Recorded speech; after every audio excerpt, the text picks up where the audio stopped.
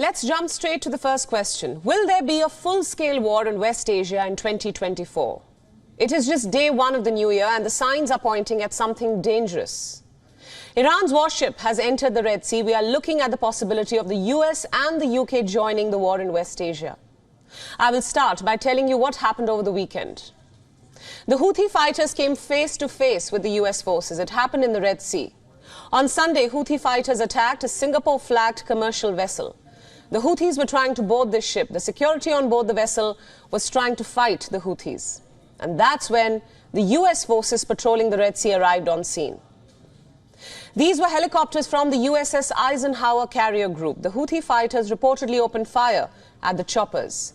The American troops retaliated. The US Central Command claims, and I quote, "The US Navy helicopters returned fire in self-defense, sinking 3 of the 4 small boats and killing the crews. The 4th boat fled the area. There was no damage to US personnel or equipment."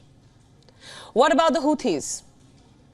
The Yemen-based group put out a statement. It said 10 of their fighters had died in the incident. Allow me to quote again. "The American enemy bears the consequences of this crime. Its military movements in the Red Sea to protect Israeli ships won't prevent the Houthis from performing their religious, moral and humanitarian duty to support and aid of those who have been wronged in Palestine and Gaza." The war in Gaza has spilled into the Red Sea. And this is the new flashpoint, perhaps the most dangerous one this new year. What happened on Sunday was the first direct firefight between the US troops and the Houthis. So where do things go from here?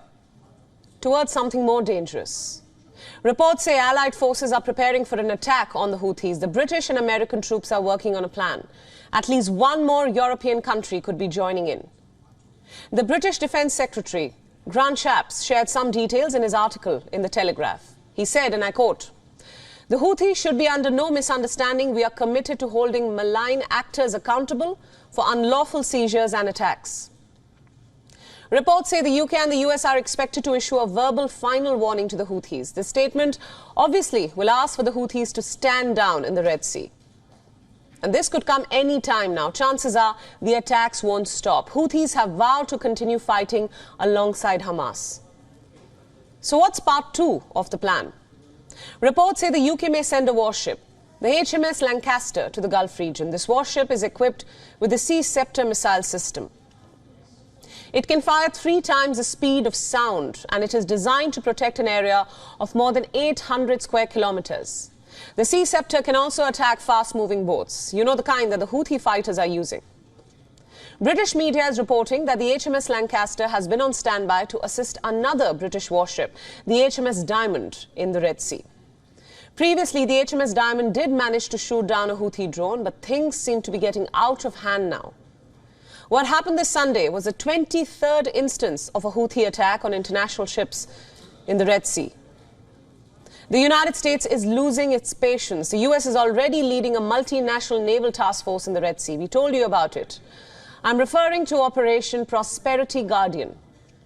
At least 20 countries are part of this force. Clearly, this alliance has not deterred the Houthis. So in the Pentagon, many top officials believe that a stronger military message must be sent to the Houthis. What kind of message?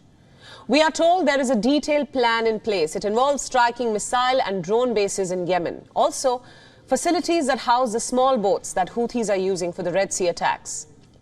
Senior and retired Pentagon officials want to re-establish American deterrence. They are citing the year 2016 and what happened then. That year, the Houthis fired on US Navy and commercial ships in the Red Sea. The US retaliated, struck 3 Houthi missile sites. The Houthis stopped attacking, but you know what? Things are different in 2024. An American attack or an Allied attack will be an escalation, not a deterrence. And there is bound to be retaliation. This concept of strike for a strike will leave West Asia burning. Who do you think supports the Houthis? Iran. What happens when Allied troops hit the Houthis? What happens when a salvo of Western missiles falls on Yemen? Will Iran sit back and watch? Iran's warship has already entered the Red Sea. My point here is clear. It is the 1st of January 2024 and you are staring at a full-blown war in West Asia. A war which will be fought on land at sea and will engulf global shipping. Here's why you should care more. India has a commercial and security stake in the Red Sea. So what will this war mean for India?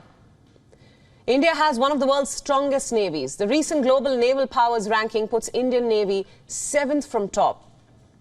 In fact, recently, India's Defence Minister Rajnath Singh vowed to avenge the attacks on India-linked vessel. I'm talking about the MV Kem Pluto and the MV Sai Baba. Rajnath Singh also emphasized India's position as a security provider. The spokesperson of India's External Affairs Ministry, Arindam Bakshi, added that India is monitoring the developments in the Red Sea. WION World is One is now available in your country. Download the app now and get all the news updates on the move.